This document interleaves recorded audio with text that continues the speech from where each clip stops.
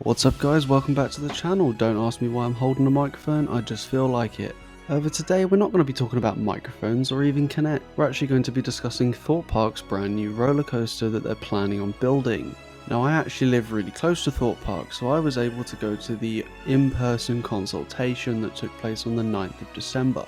Now before I give my personal thoughts and criticisms on the new proposed plan, I must mention that it was very heavily stressed by the two main people there that this new coaster design is not finalized. They haven't got a manufacturer for it yet, and that obviously means that these designs could potentially change quite a bit before they actually finally submit finalized planning somewhere in springtime. With that out of the way, let's actually take a look at the proposed plans. Firstly, on with the confirmed information. This ride will be located in the old Loggers Leap area called Old Town. This area obviously held rides such as Loggers Leap. It had the train which used to take you to Thorpe Farm back when it operated. It also currently has a few selection of kids rides such as Lumber Jump and Timber Tugboat and Rocky Express. Now although Thorpe Park have not yet confirmed whether some of these rides will be relocated to different areas of the park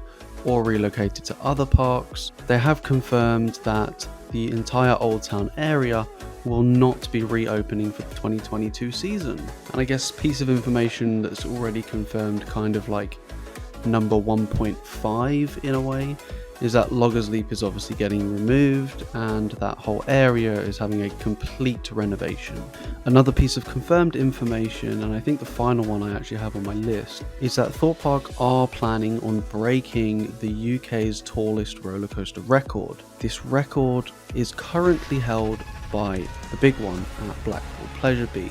That coaster stands at an official height of 213 feet by the manufacturers, which is Aerodynamics, who actually created that roller coaster or designed that roller coaster. Although everywhere on the internet it is advertised as 235 feet, even though technically it's not 235, it's actually 213. However, it seems Thorpe Park do not want to cross that barrier of, is it 235, is it 213? I mean, us coaster enthusiasts know that it's 213, it's not actually 235, but Thorpe Park don't want to risk it, and it seems like they're going for 236 or 72 meters. And now onto some of the information which isn't yet confirmed. Through people analysing the pictures and stuff, and I'll overlay them over the screen obviously, people seem to think that Mack Rides or Intamin are the two most likely contenders to design this new ride. However, people are obviously forgetting the fact that these plans are not actually technically plans until they're submitted to the council, which means they can change quite a bit between now and spring when they actually do submit their final plan. Now they might already have a manufacturer in mind, but if they don't, then that definitely means these plans can change quite a bit. Now on to some of my own thoughts on the new coaster.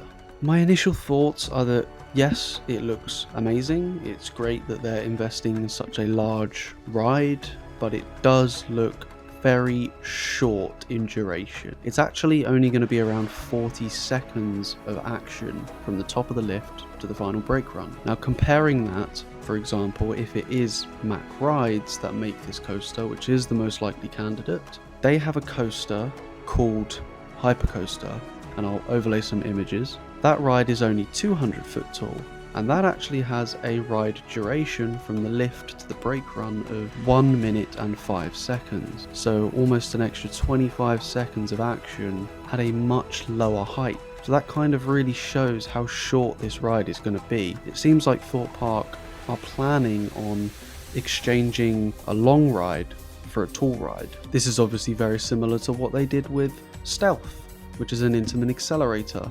The original design for this Intamin accelerator actually came down and had two large overbanks before entering the brake.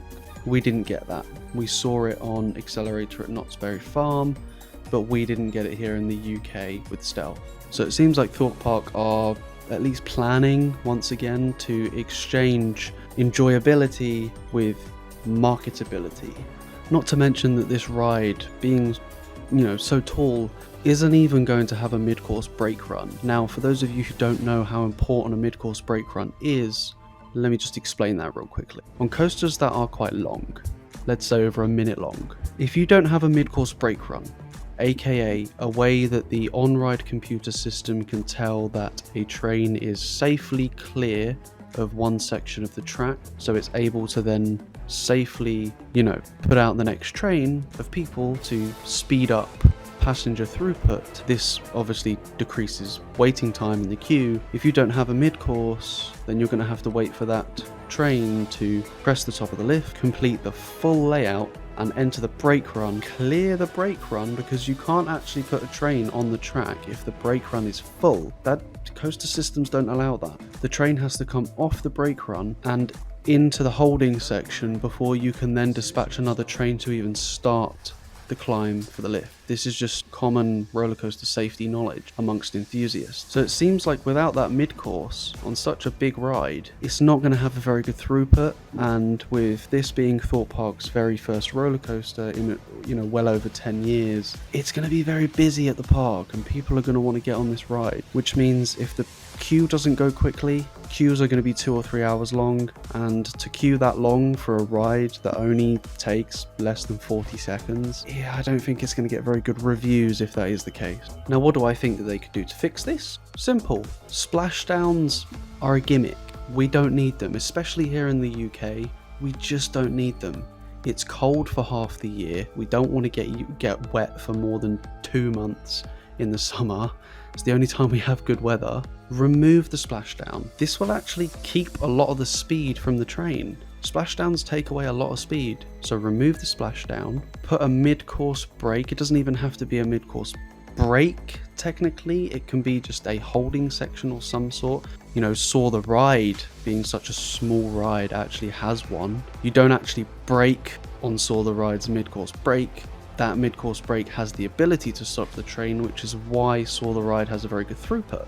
We fly through that brake on Saw the Ride. You fly off the end.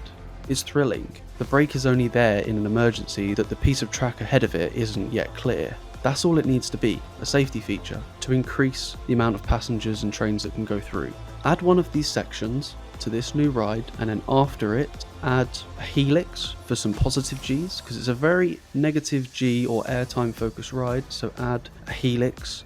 Add some low to the ground whippy element, or a page out of Velocicoaster's book. Add a heartline roll, like an inline twist, really close to the water. I think this would be insane. When your head is coming, 6 feet away from the water, that would just be amazing, especially traveling at such fast speeds. And since it's so low to the ground, it wouldn't actually take that much planning, and it wouldn't actually take that much extra cost, essentially.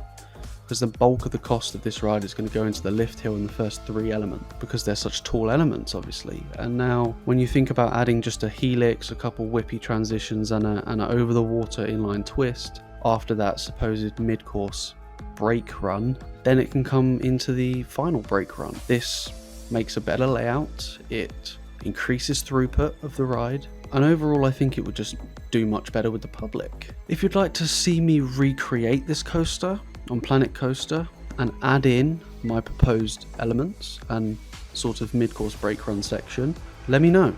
Let me know by giving the video a massive thumbs up, and subscribe to the channel if you want to see it, because I'll probably release it in the next week. I'll also be doing weekly, or maybe every couple of weeks, a Monk's Walk construction update for Thorpe Park, because I do live relatively close. So if you want to see that, get subscribed and turn on the notifications so you're ready for the new design when I drop it. I will obviously be covering the final design in spring when they submit planning, because then it's all public information. So if you want to see that, get subscribed and hit that like button.